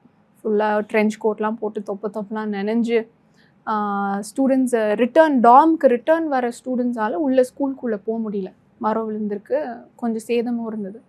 அப்புறம் ஃபயர் ரெஸ்கியூ ஒரு ஆல்மோஸ்ட் 1 ஹவரில் மரத்தை கிளியர் பண்ணிட்டாங்க. ஆனால் கரண்ட் வந்து திருப்பி உடனே கனெக்டிவிட்டி வந்து இமீடியட்டாக கொண்டு வர முடியல. அப்புறம் கரண்ட் கனெக்டிவிட்டி கொண்டு வரத்துக்கு மார்னிங் ஆயிடுச்சு, ஆல்மோஸ்ட் 10 hours கிட்ட ஆச்சு. அப்புறம் அதை தொடர்ந்து இதே மாதிரி இப்போது போன வருஷம் அதே மாதிரி ஒரு மரம் விழுந்தது. ஒரு சர்ச் காம்பவுண்ட் மேலே விழுந்து கொஞ்சம் சேதம் இருந்தது. ஆனால் நல்ல வேளை அந்த நேரம் பில்டிங்குள்ளே யாரும் இல்லை. அப்புறம் அவங்கள ஆர்டிஓ ஆஃபீஸ் கூட்டிகிட்டு போய் அவங்களுக்கு அதுக்கான நிவாரணமை வந்து பெற்றுக் கொடுத்தேன். ஈஸியாக இருக்கா கவுன்சிலராக இருந்து ஃபங்க்ஷன் ஆகுறது அப்படிங்கிறது? எனக்கு ஒரு உமனா எனக்கு அது பிடிச்சிருக்கு. ஈஸியாக இருக்கா? பேஷனட்டாக இருக்கனால பிடிச்சிருக்கு. ஓகே. எல்லாத்துலேயுமே சேலஞ்சஸ் இருக்கும் இல்லையா? எனி ஃபீல்ட், ஒரு லாயராக இருந்தாலும், போலீஸ் விமனாக இருந்தாலும், ஐடி ஒஃபிஷியலாக இருந்தாலும், ஆடிட்டராக இருந்தாலும், ஸோ எல்லா ஃபீல்ட்லேயும் ஒரு விமனாக இருக்கிறதுல ஒரு சேலஞ்ச் இருக்கும். இதில் இருக்கக்கூடிய சேலஞ்சாக நீங்கள் என்ன பார்க்குறீங்க? ஒரு அரசியல்வாதியாக ஒரு பெண் எதிர்கொள்ளக்கூடிய சேலஞ்ச்? பெண் இருக்கிறது வந்து இப்போ தான் நம்பர்ஸ் வந்து இன்க்ரீஸ் ஆகுது. ஸோ ரெப்ரசன்டேஷனில் விமென் வர்றது, அந்த நம்பர்ஸ் ஆர் இன்க்ரீஸிங். ஸோ அப்படி இருக்கும்போது சோஷியலி ஒரு ரிஃபார்ம் நடக்கும். ஸோ அந்த ரிஃபார்மை வந்து நிறைய இடங்களில் அது ஏற்றுக்கிறாங்க. இப்போ கொடைக்கானல் மாதிரி நகரங்களில் வந்து எனக்கு எளிதாக இருக்குது. ஸோ ஆனால் இதை தாண்டி மற்ற கிராமங்கள்லேயும் மற்ற இன்னும் அண்டர் ப்ரிவிலேஜாக, இன்னும் பேட்ரியார்க்கலாக இருக்க இன்னும் வில்லேஜஸ், ஆணாதிக்கமாக இருக்க நிறைய கிராமங்கள் இருக்குது. அதுதான் அங்கே உள்ள பெண்கள் வந்து அவங்களுக்கான சேலஞ்சஸ் என்னன்றது இருக்குது. இப்போ நீங்கள் சொன்ன மாதிரி இந்த பொலிட்டிக்கல் அரசியல் அப்படின்னாலே ஆணாதிக்க ஆன ஒரு மனபாங்கு தான் இங்கே இருக்குது அப்படிங்கிறத காலங்காலமாக நம்ம பார்த்துக்கிட்டு தான் இருக்கிறோம். அப்படியே ஆணாதிக்க மனநிலை கொண்ட அந்த அரசியலில் ஒரு பெண் அரசியல்வாதியாக ஜொலிக்கிறது, செயல்படுறது அப்படிங்கிறது பெரிய சேலஞ்சாக இருக்கும். அதில் வந்து எங்களுடைய கட்சி வந்து ஒரு மேஜர் அரண், திராவிட முன்னேற்ற கழகம், தலைவர் கலைஞரில் இருந்து முதல்ல பெண்களுக்கு 50% சொத்தில் சம உரிமை. உனக்கு சொத்தில் உனக்கு உரிமை இருக்குது, உங்கள் வீட்டில் நீ போய் கேளு, இது உனக்கு சட்டம் அப்படின்ற சட்டம் இயற்றியவர் தலைவர் Kalaignar. In ancestral property you have right for inheritance. அப்படி தலைவர் கலைஞருடைய கட்சி. அதை தொடர்ந்து தலைவர் கலைஞர் 33% இடஒதுக்கீடு கொடுக்குறாரு. விதவை உதவித்தொகையை வந்து விதவைன்ற பேரை மாற்றி கைம்பெண் உதவித்தொகைன்னு கொடுக்குறாரு. விதவைன்ற வார்த்தையில் வந்து பொட்டு இல்லை, நீ வந்து கைம்பென்ற வார்த்தையில் பொட்டு இருக்குது, அதனால் நான் வார்த்தைகளை மாற்றுறேன் அப்படின்னு இப்படி ஒரு ஒரு விமெனுக்கான reformation towards women empowerment and women gender equality, இந்த ஜெண்டர் கேப் ரேஷியோ வந்து ஃபில் பண்ணுறதுக்கான திராவிட மாடல் அரசு 6வது முறை அரசாக இருக்குது. அதை தொடர்ந்து மாண்புமிகு முதல்வர், மாண்புமிகு துணை முதல்வர், முக்கியமாக எங்களுடைய நாடாளுமன்ற குழு தலைவர் அம்மா கனிமொழி கருணாநிதி அவர்கள், அவங்க வந்து மற்ற விமென் லீடர்ஸ்க்கு ஒரு பெரிய அரண், ஒரு பெரிய இன்ஸ்பிரேஷன், பெரிய எக்ஸாம்பிள். ஓகே. ஸோ அந்த மாதிரி அவங்கள பார்த்து சரி, மற்ற இவ்வளோ சேலஞ்சஸை மற்ற விமெனும் வந்து ஃபேஸ் பண்ணுறாங்க. So many women leaders are also facing challenges. Many politicians, தலைவர் பார்க்காத சிறையா, தலைவர் பார்க்காத பிரச்சனைகளா. ஸோ நம்ம அந்த அளவுக்கு நமக்கு போராட்டம் இல்லைன்றத நான் தலைவர் கலைஞரை பார்த்து முதல்வரை பார்த்து என்ன நானே வந்து என்தூசியாஸ்டிக்காக வந்து உற்சாகப்படுத்திப்பேன். இந்தியாவிலேயே ரொம்ப யங்கஸ்ட்டு ஒரு பெண் கவுன்சிலராக 4th இயரை கம்ப்ளீட் பண்ணியிருக்கீங்க. 5வது வருஷத்தில் அடி எடுத்து வைக்கிறீங்க. அதுக்கு எங்களுடைய மனப்பூர்வமான வாழ்த்துக்கள். தேங்க்யூ. இந்த தருணத்தில் உங்களை மாதிரியே உங்களை இன்ஸ்பயராக கொண்டுட்டு நானும் உங்களை மாதிரியே கவுன்சிலர் ஆகணும்னு நினைக்கக்கூடியவங்க மற்ற பெண்களுக்கு நீங்கள் சொல்ல நினைக்கக்கூடிய விஷயம்? மற்ற பெண்கள்னு இல்லை, இளைஞர்களுக்கு அடிக்கடி நான் இதை பல மேடைகள்லையும் நான் சொல்லியிருக்கேன். என்னோடய கேம்பெயின் அப்பையும் நான் இதை சொல்வேன். இளைஞர்கள் அரசியல் வந்தால் அரசியலுக்கு நல்லது, இளம் பெண்கள் அரசியலுக்கு வந்தால் சமூகத்துக்கு நல்லது. ஸோ இளைஞர்கள் அரசியலுக்கு வரணும், இளம் பெண்கள், படித்த பெண்கள் அரசியலை வந்து ஒரு விஷனரியாக ஒரு இதை ஒரு லைஃப் பார்த்தா வந்து ஒரு கெரியர் பார்த்துன்றதை விட it is a way of லைஃப்ன்றத பாலிட்டிக்ஸ் வந்து நம்ம சூஸ் பண்ணணும். அதை வந்து நான் ரொம்ப இன்சிஸ்ட் பண்ணுவேன். ஆனால் படித்த பெண்கள் அரசியலுக்கு வரலாமான்னு இங்கே நிறைய பேர் காலங்காலமாக கேட்டுக்கிட்டு தானே இருக்காங்க. ஆமாம், என்கிட்டயே கேட்பாங்க. நல்லா படிச்சிருக்க, நீ ஏன் அரசியலுக்கு வந்த அப்படின்னு கேட்பாங்க. ஆமாம், அதை ரொம்ப ஒரு வாரி கேட்பாங்க. நமக்கே ஒரு டவுட் வரும், இவ்வளோ படிச்சுட்டு அரசியல் இது குறைகிற இருக்கா, ஏன் அரசியலுக்கு வந்த அப்படி. இவ்வளோ படிச்சுட்டு அரசியலுக்கு வரணுமா அப்படின்னு கேட்பாங்க. அப்போது அவங்க கேட்பாங்க. ஆனால் அவங்க கேட்கும்போது நமக்கு I am also human. So ஆனால் எனக்கு அப்படி ஒரு தாட் வரும், ஏன் இப்படி கேட்குறாங்க, நம்ம சரியாக தானே பண்ணிகிட்டு இருக்கோம், நம்ம நல்லா தான் இருக்கோம் அப்படின்னு எனக்கு தோணும்.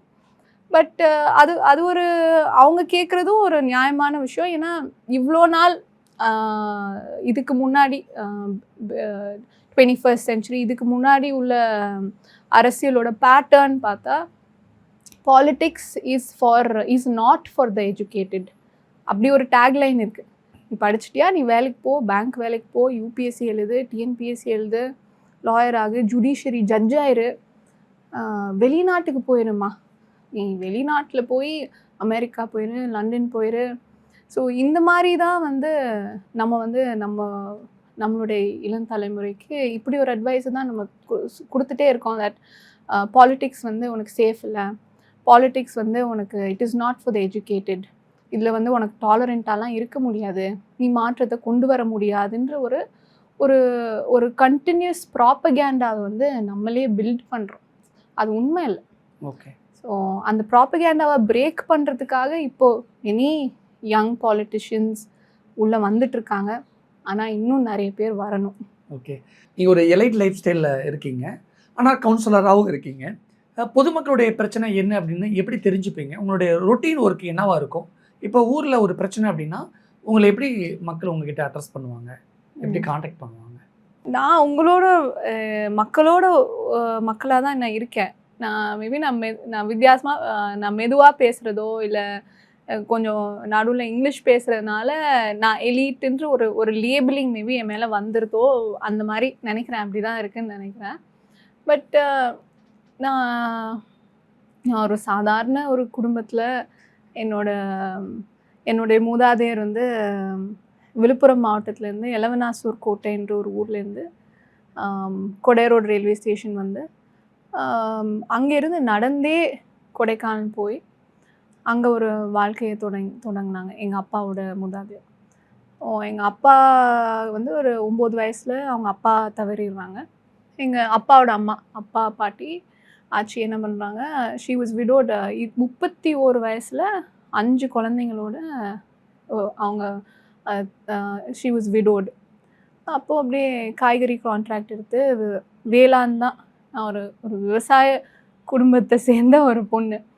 ஸோ ஆனால் அவங்க ஒரு சரி இது பொம்பளை பிள்ளை, இது படிக்க வேணாம், கல்யாணம் பண்ணி கொடுத்துடலாம் அப்படின்லாம் அவங்க நினைக்காம எங்கள் அப்பா 2 பொம்பளை பிள்ளைங்களாக இருந்தாலும் இந்த எஜுகேஷனை அவங்க ரொம்ப ப்ரியாரிட்டைஸ் பண்ணாங்க. ஒரு வேர்ல்டு கிளாஸ் எஜுகேஷன் எனக்கு அந்த ஊரில் ஆக்சசிபிளாக இருந்தனால அதை எனக்கு கொடுத்தாங்க. அப்படி அங்கே ஆக்சசிபிளாக இல்லைனாலும் எனக்கு அதை அவங்க கொடுத்துருப்பாங்கன்னு எனக்கு இப்போது தோணுது. ஸோ அதனால இப்படி நான் வெளியில் தெரிகிறேன்.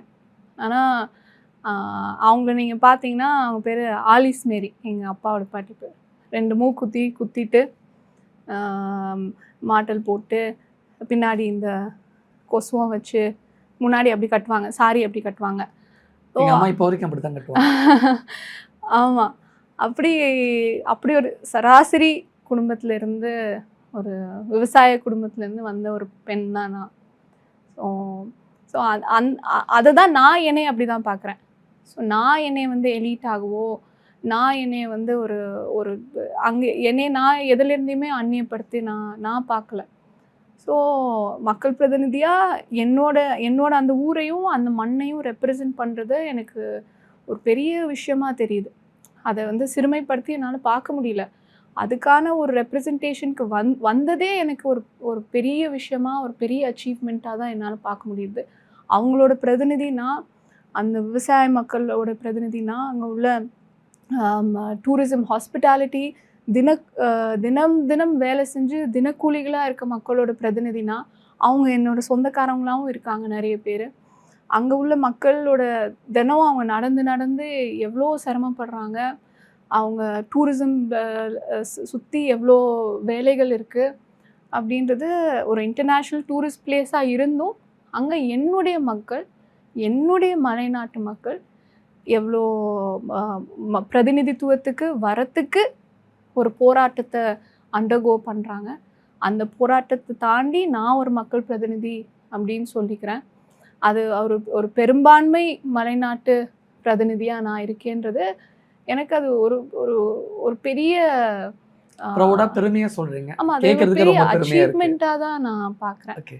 இவ்வளவு தூரம் படிச்சுட்டு கவுன்சிலர் இருந்தாலுமே இந்த டிஜிட்டல் உலகத்துல வாட்ஸ்அப் குரூப் மாதிரிலாம் வச்சு தான் உங்களுடைய ஒர்க்கு ஸ்டைல்லாம் இருக்குமா எப்படி?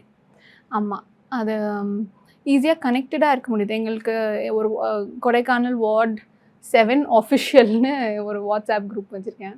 ஊர் மக்களே இருப்பாங்க அதுல. ஆமாம், வார்டில் உள்ள மக்கள், ஊர் மக்கள். சின்ன ஊர் தானே, எங்களுக்கு என்ன ஒரு லேக்கை சுற்றி நாங்கள் ஒரு 7 கிலோமீட்டர் தான் எங்கள் ஊரே. ஸோ அதில் ஒரு பகுதி என்னோடய வார்டு. ஸோ மற்ற வார்டில் உள்ள பிரதிநிதிகளும் குரூப்பில் இருப்பாங்க. முக்கியமாக commissioner, municipal health officer, junior engineer, sanitary inspector. சூப்பருங்க. இல்ல எந்த ஊர்லயுமே எந்த ஊரோட வாட்ஸ்அப் குரூப்லயுமே கவுன்சிலர் இவங்களெல்லாம் சேர்த்தது கிடையாது. இந்த அரசு உயர் அதிகாரிகளை. அவங்க தானே எக்ஸிக்யூட்டிவ். எஸ். அவங்க தானே எனக்கு நான் சொல்கிற குறைகளை அவங்க தான் நிவர்த்தி செய்யணும். Yes yes. நான் போய் நிவர்த்தி செய்ய முடியாது, ஏன்னா நான் பிரதிநிதி. அப்போ அவங்கக்கிட்ட கமிஷனர் சார்ட்டையோ இல்லை முனிசிபல் ஹெல்த் ஆஃபீஸர்ட்டையோ இல்லை என்னோட எக்ஸிக்யூட்டிவ்க்கு நான் கனெக்டடாக இருக்கணும். என்னோட எக்ஸிக்யூட்டிவ்க்கு என்னோட பிரச்சனைகள் தெரியணும். அப்போது கமிஷனர், முனிசிபாலிட்டியோட ஹெட் கமிஷனர், அப்படி ரெவென்யூவோட ஹெட் வந்து ஆர்டிஓ எங்கள் குரூப்பில் இருப்பார், தாசில்தார் இருப்பார், எங்களோட ஆர்ஐ இருப்பார். கொடைக்கானல் மலைன்னு பார்த்தா 2 மோஸ்ட் பவர்ஃபுல் ஆஃபீஸர்ஸ் வந்து ஆர்டிஓவும் DFO, because they hold 2 other positions. DFO வந்து வைல்ட் லைஃப் வார்டனாகவும், ஆர்டிஓ வந்து சப்டிவிஷனல் மேஜிஸ்ட்ரேட் ஆகவும், next to the collector ranking. அப்போது ஆர்டிஓ அண்ட் டிஎஃப்ஓ முக்கியமாக என்னோடய வார்டில் இருப்பாங்க. ஸோ ஆனால் மக்கள் சின்ன சின்ன பிரச்சனைலாம் குரூப்பில் போட்டுக்கிட்டே இருந்தால் அவங்க டிஸ்டர்ப் ஆகிட மாட்டாங்களா அதிகாரி? இல்லை, தேவையான பிரச்சனை மட்டும் அவங்கள டேக் பண்ணிப்போம். Okay okay. அவங்க பார்ப்பாங்க, பாசிட்டிவாக எடுத்துப்பாங்களா? பாசிட்டிவாக எடுத்துப்பாங்க, ஸ்போர்ட்டிவாக எடுத்துப்பாங்க. மற்ற எல்லா நிறை குறைகள் எல்லாமே வார்டில் அப்டேட்ஸ் இருக்கும். நீங்கள் சொல்லலாம் வச்சு பார்த்தா உங்களுடைய வார்டில் ஒரு சின்ன பிரச்சனை கூட இருக்காதுன்னு நினைக்கிறேன். இல்லை அப்படிதான் இருக்கு. நீங்கள் ஏன்னா நீங்கள் சிஸ்டமேட்டிக்காக எப்படி சொல்கிறது, ரொம்ப சூப்பராக ஹேண்டில் பண்ணுறீங்க அப்படிங்கிற மாதிரி எனக்கு தோணுது. நீங்கள் சொல்கிற விதமே எனக்கு அப்படி தான் புரிஞ்சுக்க முடியுது. ஆமாம், மக்கள் அதையும் என்ன நினைப்பாங்க, சரி குரூப்பில் போட்டால் ஏதோ குட்டிமா வந்து ஏதாவது சங்கடப்பட்டுரும் அப்படி குரூப்பில், அப்படி சில வார்டு என்னோட மக்களும் இருக்காங்க. என்ன பண்ணுவாங்க, ஃபோன் பண்ணி, பாப்பா எனக்கு குரூப்பில் போட எனக்கு யோசனையாக இருந்தது, அதான் எனக்கு ஃபோன் பண்ணேன்.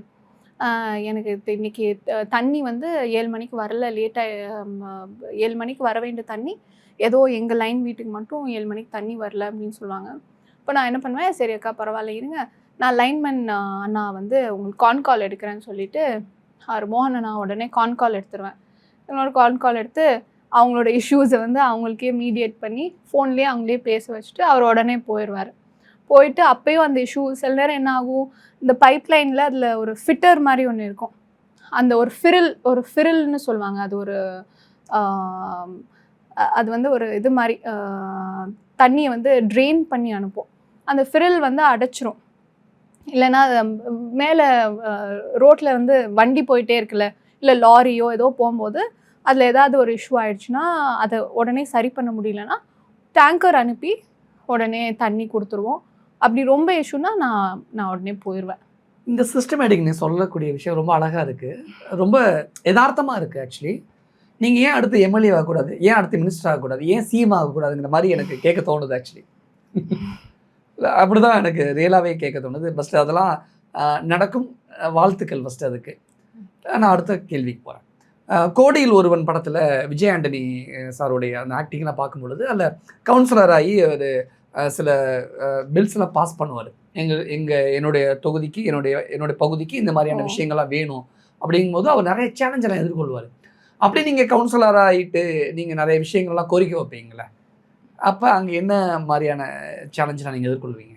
அப்போ சேலஞ்ச் வந்து அந்த இப்போ ஒரு பிரிட்ஜோ இல்லை உட்கட்டமைப்பில் தான் நம்ம ஏதாவது ஒன்று கேட்போம்.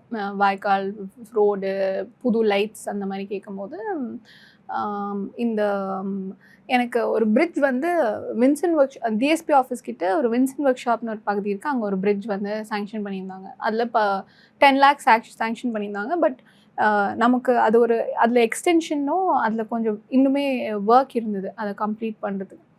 அப்போது கமிஷனரால் அதை அலோகேட் பண்ண முடியல. இன் ஹிஸ் டிஸ்க்ரிஷன் எக்ஸிக்யூட்டிவ் பவர்ஸில் அதை அவரால் பண்ண முடியல. ஸோ இங்கே அமைச்சர் அவர்களை minister of municipal administration and water supply மாண்புமிகு அமைச்சர் நேரு அமைச்சர் அவர்களை வந்து சந்தித்து எங்களுடைய பிரின்சிபல் செக்ரட்டரி மாஸ் செக்ரட்டரின்னு சொல்லுவோம், அப்புறம் நான் ஒரு கார்த்திகேயன் ஐஏஎஸ் அவர்களையும் நான் சந்தித்து இப்படி சொன்னேன், எனக்கு இப்படி இந்த ஃபண்ட்ஸ் வந்து இல்லை எனக்கு எக்ஸ்ட்ராவாக அந்த பிரிட்ஜை வந்து எனக்கு நீங்கள் அதில் அலோகேட் பண்ணி தரணும், இந்த மாதிரி எனக்கு ரெஸ்ட்ரெயின் இருக்குன்றதை நான் மினிஸ்ட்ரிக்கு நான் எக்ஸ்பிளைன் பண்ணேன். இப்போ எக்ஸ்பிளைன் பண்ணோன்னா immediately that file was transferred அவங்க ரீஜனல் டைரக்டருக்கு. மதுரை ரீஜனில் ஆர்டிஎம்ஐன்னு இருப்பாங்க, இப்போ அவங்க ஆர்டிஎம்ஐக்கு RDMA regional director for municipal administration ஆர்டிஎம்ஏக்கு அனுப்பி அவர் வந்து அதை பார்வையிட்டு கூடுதலாக 30 லட்ச ரூபா பிரிட்ஜுக்காக சாங்ஷன் பண்ணி கொடுத்தாங்க. ஸோ அந்த அளவுக்கு தமிழ்நாடு அரசும் மாண்புமிகு முதல்வரும் அமைச்சர் அவர்களும் ரொம்ப உறுதுணையோடு எனக்கு அதை பண்ணி கொடுத்தாங்க. நீங்கள் அரசியலில் அடுத்தடுத்த உயரங்களை தொடணும். உங்களை மாதிரியே ஒரு ஆக்கப்பூர்வமான பர்சன்ஸ் வந்து அரசியலுக்குள்ளே வந்தால் மக்களுக்கு ரொம்ப யூஸ்ஃபுல்லாக இருக்கும், ரொம்ப பயனுள்ளதாக இருக்கும். ஒரு பொலிட்டிக்கல் இன்டர்வியூவை ஒரு ஆத்மாத்மாக பண்ணுறது அப்படிங்கிறது ரொம்ப அரிதாக நடக்கக்கூடிய ஒரு நிகழ்வாக இருக்கும். அந்த அரிதான நிகழ்வு இந்த இன்டர்வியூவில் இன்றைக்கி அமைஞ்சிருக்கு. ரொம்ப ஆத்மார்த்தமாக ரொம்ப அழகாக பதில் சொல்லியிருக்கீங்க. ரொம்ப அழகாக ஒரு அரசியல் பண்ணிக்கிட்டு இருக்கீங்க. எங்களுக்கு அந்த அரசியலில் அடுத்தடுத்த உயரங்களத்தோட எங்களுடைய மனமார்ந்த வாழ்த்துக்கள். நன்றி. Thank you sir.